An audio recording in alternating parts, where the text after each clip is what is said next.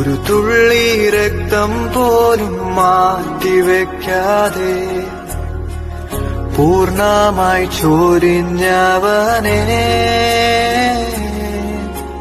നിൻ സ്നേഹത്തിൻ ആഴവും നിൻ സ്നേഹത്തിൻ വീതിയും ആരാലും വർണ്ണിപ്പാൻ സാധ്യമല്ല,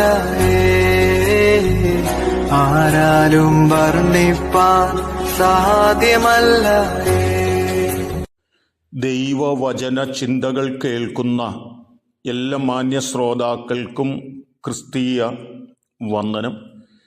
ഇയ്യോബിൻ്റെ പുസ്തകം 9-ാം അധ്യായം 8-ാമത് വചനം. അവൻ തനിച്ച് ആകാശത്തെ വിരിക്കുന്നു, സമുദ്രത്തിലെ തിരമാലകളിന്മേൽ അവൻ നടക്കുന്നു എന്നുള്ള വചനമാണ്. രണ്ടാം ഭാഗം ഓർമ്മപ്പെടുത്തുന്നത് അത്യുന്നതനായ ദൈവം സമുദ്രത്തിൻ്റെ തിരമാലകളുടെ മീതെ നടക്കുവാൻ കഴിവുള്ള ദൈവമാണെന്ന് ഇയ്യോബ് തൻ്റെ ജീവിതത്തിൻ്റെ അനുഭവങ്ങളിൽ നിന്ന് ഓർമ്മപ്പെടുത്തുകയാണ്. എൻ്റെ ജീവിതം ഇപ്പോൾ കടന്നുപോയിക്കൊണ്ടിരിക്കുന്നത് കടലിൽ ആർത്തിരമ്പുന്ന ഒരു തിരമാല പോലെ എന്നെ മുക്കിക്കളയത്തക്ക തലത്തിലുള്ള ഒരു പശ്ചാത്തലത്തിൻ്റെ നടുവിലൂടെയാണ് എങ്കിലും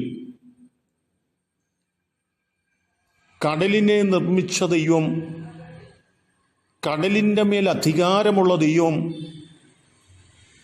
കടലിൽ ഉയർന്നു പൊങ്ങുന്ന തിരമാലകളെ അടക്കുവാനും അതിനു മീതെ നടപ്പാനും അധികാരമുള്ള ദൈവമാണ് ഞാൻ സേവിക്കുന്ന എൻ്റെ ദൈവമെന്ന് ഇയ്യോബ് കൃത്യമായി ഓർമ്മപ്പെടുത്തുകയാണ്. ഇസ്രായേൽ മക്കളെ മിസ്രൈമിൽ നിന്ന് കനാനിലേക്കുള്ള യാത്രാമധ്യത്തിൽ കടലിലെ വെള്ളത്തെ അകറ്റി അതിൻ്റെ നടുവിലൂടെ നടന്ന ഇസ്രായേൽ ജനത്തെക്കുറിച്ചുള്ള ഓർമ്മകൾ ഇയ്യോബിന് പങ്കുവയ്ക്കുവാനായിട്ടുണ്ട്. അങ്ങനെയാണെങ്കിൽ എൻ്റെ ജീവിതത്തിൻ്റെ മീതെ ഉയർന്നു വരുന്ന തിരമാലകളെ അടക്കുവാനും അതിൻ്റെ മീതെ നടന്നു വന്ന് എന്നെ സഹായിപ്പാനും കഴിവുള്ളൊരു ദൈവമാണ് എൻ്റെ ദൈവമെന്ന് ഇയ്യോബ് ഓർപ്പിക്കുകയാണ്. ശിഷ്യന്മാരുടെ കടൽ യാത്രയിൽ രാത്രിയുടെ 4-ാം യാമത്തിൽ അതിശക്തമായിട്ടുള്ള പ്രതികൂലങ്ങളുടെ നടുവിൽ കടലിലൂടെ നടന്നു വരുന്ന യേശുവിനെ നമുക്ക് കാണുവാൻ സാധിക്കുന്നുണ്ട്.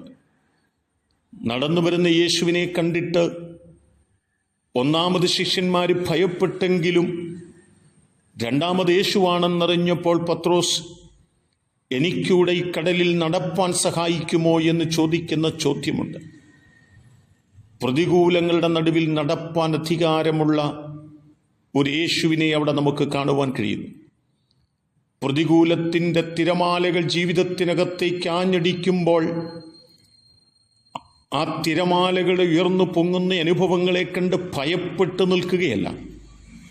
ഇയ്യോബ് പറയുന്നത് പോലെ, കാര്യങ്ങളുടെ നിജസ്ഥിതി മനസ്സിലാക്കി പത്രോസ് പറയുന്നത് പോലെ, നമ്മുടെ ജീവിത പടകിന്മേൽ ആഞ്ഞടിക്കുന്ന തിരകളുടെയും തിരമാലകളുടെയും മുൻപിൽ അതിനെ അടക്കുവാനും അതിന്മേൽ നടന്നു വരുവാനും അധികാരമുള്ള യേശുവിനെ നാം ആത്മാവിൽ കണ്ടുകൊണ്ട് പ്രാർത്ഥനയിൽ നാം മുന്നോട്ട് യാത്ര ചെയ്യുന്നു എങ്കിൽ നമ്മുടെ ജീവിതത്തിനകത്ത് ഇന്ന് നാം അനുഭവിക്കുന്ന സകല പ്രതികൂലങ്ങളെയും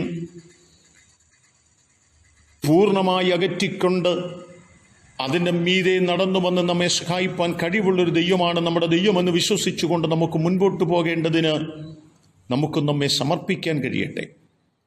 എന്നെ കേൾക്കുന്ന ആരെങ്കിലും പ്രതിസന്ധിയുടെ തിരമാലകളുടെ മുമ്പിൽ ഭയപ്പെട്ടു നിൽക്കുന്നെങ്കിൽ അതിൻ്റെ മീതെ നടന്നു വന്ന് നിങ്ങളെ സഹായിപ്പാൻ കഴിവുള്ള കർത്താവിനെ ആത്മാവിൽ കണ്ടുകൊണ്ട് പ്രാർത്ഥനയിൽ മുന്നേറുക.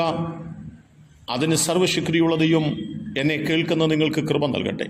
കരുണയുള്ള ദൈവമേ, നല്ല കർത്താവേ, ഞങ്ങൾ ഇടത്തോട്ടും വലത്തോട്ടും മുമ്പോട്ടും പിന്നോട്ടും നോക്കുമ്പോൾ ഞങ്ങളെ മൂടിക്കളയുന്ന തലത്തിലുള്ള തിരമാലകൾ ഞങ്ങളുടെ മുൻപിലേക്ക് പാഞ്ഞു വരുന്നുണ്ട്. എന്നാൽ അതിനെ അടക്കി ഭരിക്കുവാനും അതിനെ മീതെ നടന്നു വരുവാനും അതിൻ്റെ അകത്തളത്തിൽ നിന്നെ രക്ഷിപ്പാനും കഴിവുള്ള ദൈവത്തിലാണ് ഞാൻ വിശ്വസിക്കുന്നതെന്ന് ഓർത്തുകൊണ്ട് എനിക്ക് മുൻപോട്ട് യാത്ര ചെയ്യുവാൻ സഹായിക്കണമേ. ഈ ദൈവവചന ചിന്ത കേൾക്കുന്ന എല്ലാവരെയും അതിനെ ഒരുക്കണം. യേശു കർത്താവിൻ നാമത്തിൽ തന്നെ ആമേൻ.